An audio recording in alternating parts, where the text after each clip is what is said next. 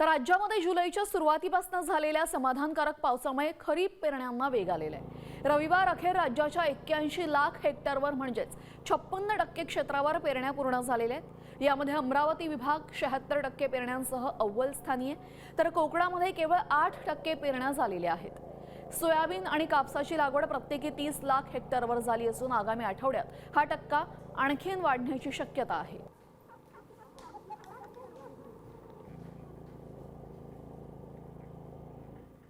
तर राज्यातील एकूण सरासरी खरीप क्षेत्राच्या 56% क्षेत्रावर पेरण्या पूर्ण झाल्या आहेत।